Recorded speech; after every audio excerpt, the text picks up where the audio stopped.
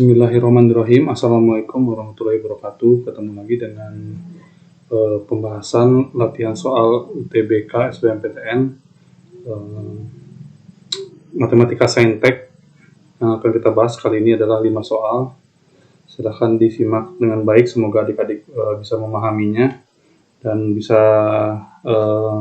menambah jam terbang adik-adik semuanya untuk latihan dan agar bisa lulus SBMPTN atau UTBK tahun 2001 ini. Oke, silakan disimak. Kita mulai saja soal nomor pertama. Diketahui limas TABCD dengan alas persegi memiliki rusuk tegak 6 dan rusuk alas 4 cm. Jika P terletak pada pertengahan AB, sudut antara TP dan PC adalah θ, maka sin θ adalah. Oke, seperti biasa kalau ada dimensi 3 ini, adik-adik semua harus menggambar. Usahakan gambarnya yang rada bagus ya, biar bisa kelihatan mana yang ditanyakan, mana yang sudut-sudutnya yang dicari. Gitu. Oke, kita coba gambar. Oke. Pada aslinya ini adik-adik hanya menggambar sketsa-sketsanya aja, nggak harus yang serapi dan sebagus mungkin ya. Itu ya, anggaplah bagus seperti itu gambarnya. Gitu, ini T, A, B, C, D. Oke, rusuk tegaknya 6 cm dan rusuk alasnya itu 4 cm berbentuk persegi. P adalah titik tengah dari AB. Berarti di tengah-tengah AB, berarti ini perbandingannya 2 dan 2. Berarti sekarang pertanyaannya adalah sudut TP. Ini sisi P. Ya, kurang lurus. Kita lurusin lagi. Ini P. Ini ke sini. Gitu. PC. Dan sisinya, sudutnya adalah di titik P ini. Nah, gitu. Ini berarti kita gambar proyeksi 2 dimensinya adalah TPC.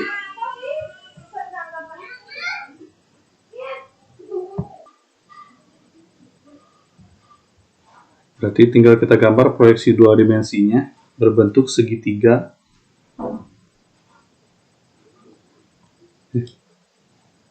Berbentuk segitiga. Apa seperti ini. Ini sudut T, ini P, ini C. Yang udah ada itu TC itu 6 cm. PC harus kita cari dulu dengan Pythagoras. Kita gambar lagi segitiga siku-siku. PBC. Ini 2, ini 4. Berarti PC adalah 16, 4 kuadrat ditambah 2 kuadrat 4. 16 tambah 4, 20. Berarti dapat PC 20. Akar 20 maksudnya. Oke. Terus PT itu kita cari juga dengan Pythagoras segitiga siku-siku.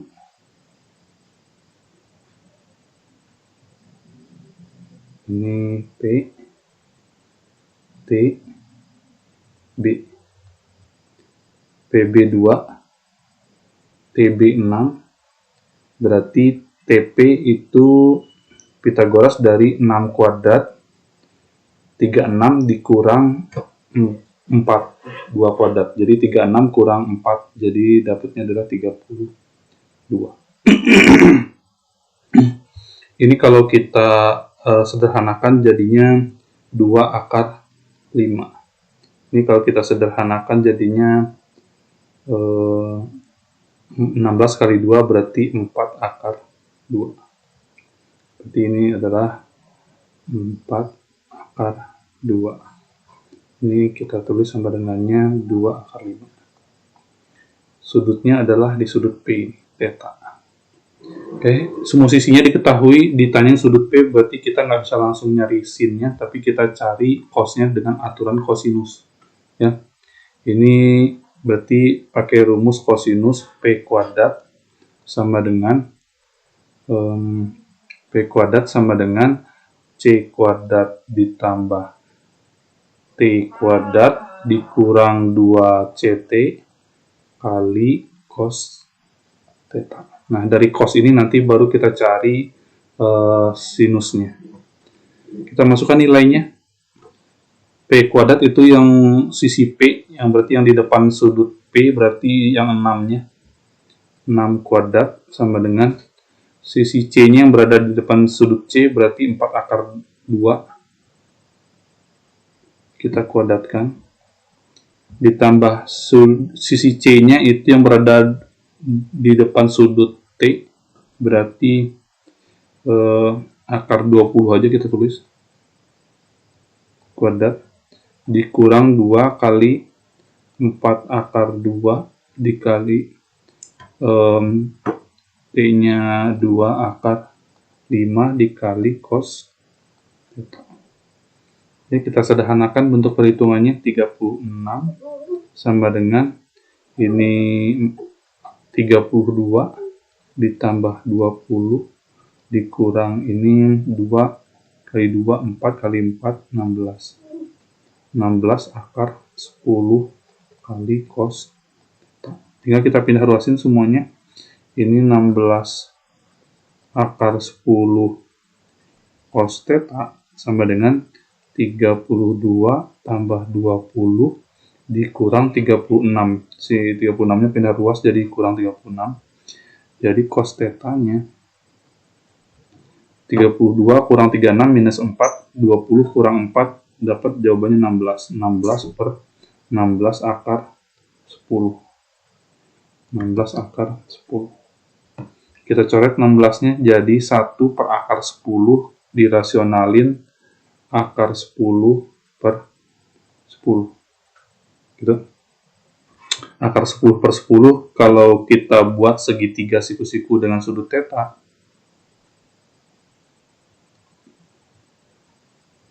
ini sudutnya theta, berarti di rumus cos itu adalah samping per miring, berarti ini akar 10, ini 10.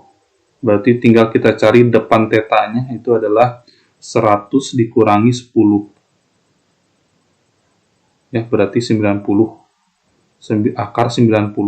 Akar 90. Akar 90 itu disederhanakan jadinya 3 akar. Ya. Tinggal kita cari sin theta-nya. Sin theta sama dengan demi depan per miring. Depannya itu 3 akar 10. Yang depan theta-nya adalah 3 akar 10. Dikurang miringnya adalah 10. 3 akar 10 per 10. Jawabannya adalah yang B. Oke, semoga bisa dipahami. Gitu. Kita lanjut ke soal berikutnya. Diketahui fx fungsi genap jika integral 3 sampai 4 fx dx sama dengan 6 dan integral minus 4 sampai 4 fx dx sama dengan 4, maka integral minus 3 sampai 3 fx dx adalah, berarti saya tulis lagi 3 sampai 4 itu fx dx sama dengan 6. Terus diketahui lagi minus 4 sampai 4 itu fx dx sama dengan 4. Pertanyaannya adalah integral minus 3 sampai 3 fx dx itu sama dengan berapa? Ya kan? Ini sifat-sifatnya kalau fungsinya genap itu integral minus a sampai a fx dx itu bisa diubah jadi 2 integral 0 sampai a fx dx. Ini khusus yang fungsinya genap. Gitu. Terus kita juga pakai sifat yang pemisahan interval A ke C fx dx itu bisa kita ubah integral A ke B fx dx ditambah integral B ke C fx dx, gitu ya. Ini kedua sifat ini kita pakai untuk mengerjakan soal yang nomor 2 ini. Ya, diketahui dari sini, ini kita modif. Berarti jadinya adalah kita ubah jadi 2 integral 0 sampai 4 fx dx. Berdasarkan sifat-sifat fungsi genap tadi, ini sama dengan 4. Berarti integral 0 sampai 4-nya adalah itu 4 bagi 2, itu jadinya 2. Nah, dari 0 sampai 4 fx dx ini kita uraikan dari 0 sampai 3, terus 3 ke 4. Ya, kita uraikan berdasarkan pemisahan intervalnya. Sifat pemisahan intervalnya ini 0 sampai 3 fx dx ditambah 3 sampai 4 integral 3 sampai 4 fx dx sama dengan 2. Nah, sedangkan di soal diketahui integral 3 sampai 4 itu adalah 6. Jadi integral 0 sampai 3 fx dx tambah 6 sama dengan 2. Berarti integral 0 sampai 3 fx dx hasilnya adalah 2 dikurang 6 adalah 4. 2 dikurang 6 adalah minus 4. Nah, okay. Yang di soal yang ditanyakan adalah integral minus 3 sampai 3. Jadi bisa kita ubah jadi 2 integral 0 sampai 3 fx dx. Itu. Sedangkan 0 sampai 3-nya tadi udah kita cari hasilnya adalah minus 4. Jadi 2 kali minus 4. Dapat jawabannya adalah minus 8. D. Semoga bisa dipahami. Kalau ada pertanyaan silahkan ditanyakan di kolom komentar. Kita lanjut ke soal nomor 3. Nilai X bilangan real yang memenuhi pertidaksamaan 3 per A pangkat X tambah 2 lebih besar A pangkat X dengan A lebih besar 1 adalah karena A lebih besar 1 ya, berarti si A-nya adalah bilangan positif yang lebih besar 1. Ketika A dipangkatin X, berapapun X-nya itu pasti bakalan lebih besar dari 0, positif gitu. Ya. Jadi ketika A pangkat X ini dipindah ruaskan, itu bakalan tidak merubah tanda lebih besar dan lebih kecil dari ketidaksamaannya. Sehingga tinggal kita misalkan untuk mempermudah persamaan, kita misalkan A pangkat X ini. Misal, A pangkat X-nya adalah M. Gitu. Jadi persamaannya menjadi 3 per M tambah 2 lebih besar M. Ya. M tambah 2 ini kalau persamaan biasa tidak boleh dipindahkan dikali silang ke sebelahnya. Gitu. Tapi karena M tambah 2 ini si A pangkat X itu udah jelas positif, ditambah lagi dengan 2 alias dia tambah positif, ketika dipindah ruaskan dia tidak akan merubah tanda gitu. Karena sudah jelas penyebut yang M tambah 2 ini adalah bilangan positif. Gitu. Bukan bilangan negatif atau bilangan yang belum jelas positif atau negatifnya. Ya, berarti tinggal bisa kita pindah ruaskan. 3 lebih besar M dikali M tambah 2. M tambah 2. Oke, kita hitung M kuadrat ditambah 2M. 3-nya pindah ruas jadi minus 3. Lebih kecil 0. Kalau kita balik, M kuadrat ditambah 2M dikurang 3 lebih kecil dari 0. Kita faktorkan seperti biasa. Ini M. Kalau ditambah positif 2, kalau dikali minus 3. Jadinya adalah positif 3 dikurang 1. Dikurang 1. Jadi dapat M-nya adalah minus 3 dan M-nya adalah 1. Tinggal kita bikin garis bilangannya dengan bulatan kosong karena nggak ada sama dengannya. Kita urutkan dari yang paling kecil minus 3 dan 1. Gitu. Tinggal kita uji daerahnya di tengah-tengah antara minus 3 dan 1 ada 0, masukin ke pertidaksamaannya. 0 tambah 0 kurang 3. Jadi daerah sini adalah daerah bilangan minus. Gitu. Hasilnya adalah minus. Sedangkan daerah sebelahnya itu selang-seling positif.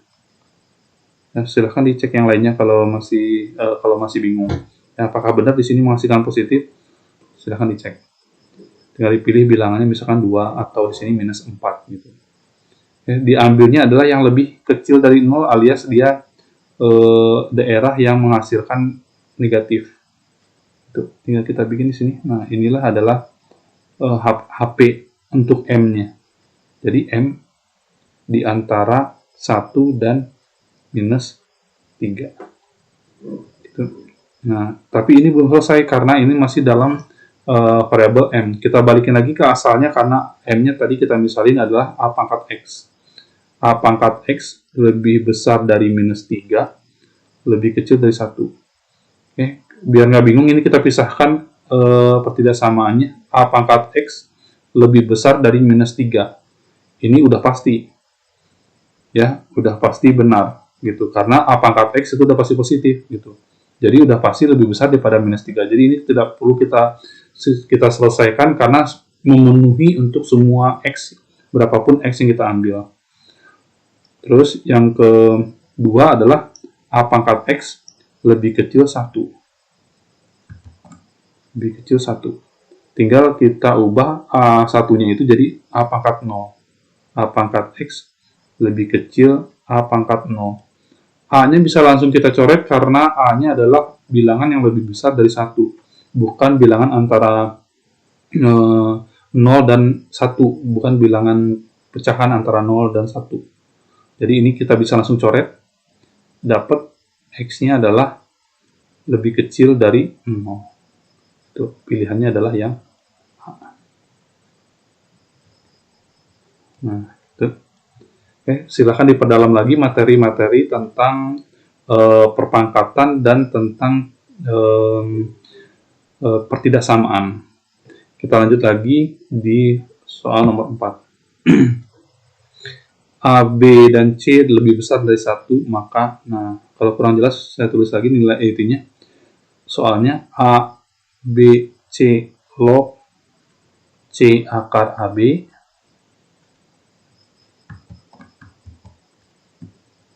log C akar AB ditambah A, B, C log B akar AC ditambah lagi A, B, C log A akar BC. Oke, ini bilangan pokoknya udah sama, yaitu ABC, ABC, ABC, dan ABC itu lebih besar dari 1. Jadi ketika dikaliin semuanya itu pasti lebih besar dari 1. Tinggal kita satuin semuanya dengan sifat-sifat logaritma. Jadi kalau ada sifat logaritma A log B ditambah A log C, itu bisa kita satukan jadi A log B kali C. Ya. Tinggal bersatu, ininya B kali C-nya, bilangan lognya jadi dikalikan. Gitu. Kalau penjumlahan jadi perkalian, bloknya jadi menyatu. Ini gitu. Ini sifat-sifatnya. Dan masih banyak sifat-sifat yang lainnya, silahkan dipelajari, dipahami sehingga bisa menggunakannya di soal-soal. Berarti ini karena tambah semua, ini bisa langsung kita satukan jadi kali gitu. A, B, C log, kita pisah-pisah ya. C akar A akar B gitu kan, dikali lagi B akar A akar C dikali lagi A akar B akar C gitu. Ini kaliannya tinggal kita sederhanakan. A, B, C, log C-nya, A-nya ada berapa nih? Akar A kali akar A jadi A. Dikali sama A, berarti jadinya adalah A kuadrat. Akar B kali akar B itu jadi B, dikali sama B, jadi B kuadrat. Akar C dikali akar C kali akar C itu berarti akar C jadi C, dikali sama 1C ini berarti jadi C kuadrat juga. Kita uraikan dengan sifat log ABC log. Ini kita keluarkan ABC pangkat 2. Kalau ada log B pangkat N, itu bisa, dengan sifat log bisa jadi koefisien N-nya N dikali A log B. Gitu. Nah, ini tinggal kita ubah jadi koefisien 2 kali ABC log ABC. Nah, sifat log juga A log A itu hasilnya adalah 1. Jadi ABC log ABC adalah 1. 2 kali 1. Dapat jawabannya adalah 2. Oke. Semoga bisa dipahami. Jawabannya adalah yang C. Silakan diperdalam lagi materi logaritma dan eksponen, karena dua-duanya adalah materi yang saling berhubungan dan saling inverse gitu. Jadi kalau kalian mau memahami logaritma, tetap harus mempelajari eksponen. Kalau mempelajari eksponen juga sebaiknya juga mempelajari logaritma. Kita lanjut ke nomor berikutnya. Jika parabola x kuadrat tambah BY kurang 2x tambah C sama dengan 0 menyinggung garis Y sama dengan minus 1, maka ya, ini parabolanya x kuadrat tambah BY kurang 2x tambah C sama dengan 0. Sama dengan 0. Menyinggung garis Y sama dengan minus 1. Berarti menyinggung ini kalau kita masukkan ke persamaannya, hasil persamaan gabungannya adalah D memiliki diskriminan sama dengan 0. Ya, itu harus diingat karena menyinggung.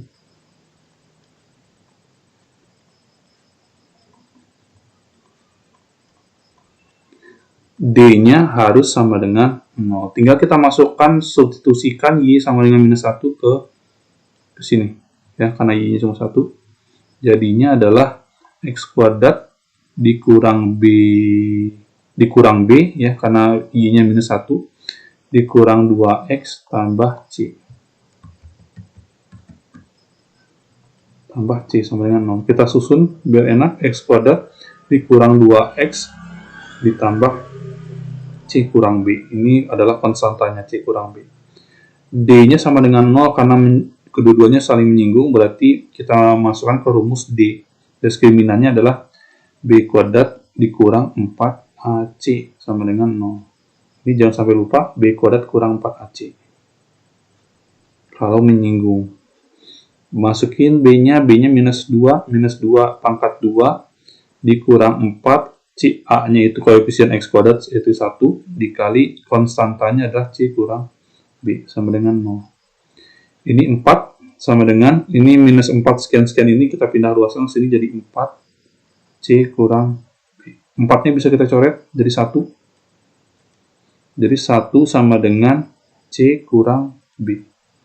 Di soal nggak ada 1 sama dengan C kurang B, berarti kita modif jadi B sama dengan C dikurang 1. Ya, ada jawabannya, jadi jawabannya adalah yang C. Oke, gitu. Semoga bisa dipahami. Kalau ada pertanyaan, silahkan tanyakan di kolom komentar. Semoga adik-adik paham semuanya, terus berjuang, semangat, jaga kesehatan. Semoga adik-adik semua keterima di jurusan dan kampus-kampus favorit pilihan adik-adik semuanya. Oke, sekian dulu. Sampai jumpa lagi. Jangan lupa like, subscribe, dan share ke teman-teman yang membutuhkan. Akhir kata, wabillahi taufiq wal hidayah. Wassalamualaikum warahmatullahi wabarakatuh.